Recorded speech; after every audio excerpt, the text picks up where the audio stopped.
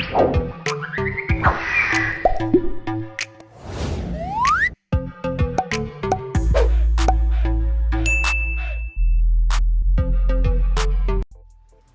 guys, welcome sa ating channel. Welcome sa Digital TV PH.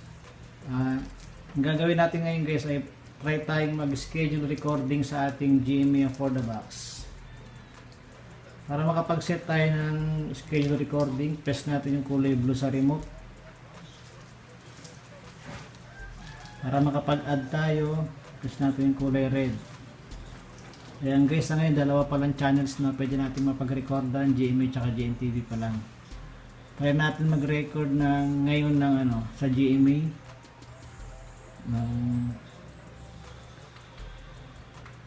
8:22 ng umaga hanggang 8:23. 1 minute na record lang para matry lang natin guys. Huwag nyo kalimutan guys yung USB na nakasaksak sa sa USB port para doon i-record yung ating schedule recording. Okay lang natin. Yan guys, nakaano na. Yan na yung ating schedule recording. Try natin kahit kung mag-record siya kahit nandun tayo sa kabilang channel. Okay, nasa GNTV tayo.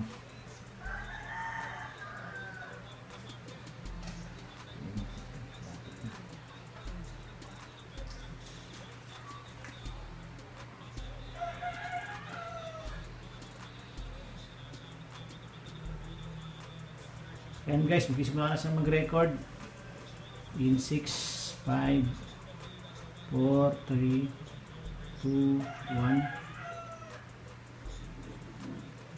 Yan guys, automatic na lumipat siya sa GMA at doon siya nagre-record. Nakikita nyo to guys, itong kulay yellow nag-linking, nagre-record na yan.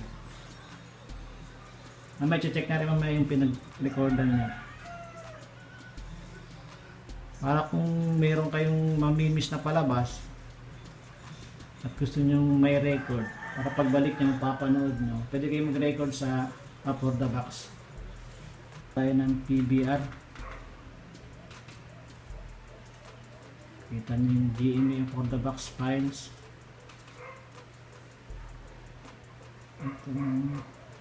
Ito yung latest na recorded natin, 6:15. Okay natin kung mag-play. Yan guys, 3 minutes pala yung nilagay ko. Para mag full screenshot, press mo yung kulay red. Ayan na guys yung nirecord natin na schedule recording sa for the box. Alright guys, yan lang guys ang ating video ngayon. Kung bago ka pa sa channel natin, click like, subscribe at press yung bell para update ka sa ating mga latest videos. Salamat guys.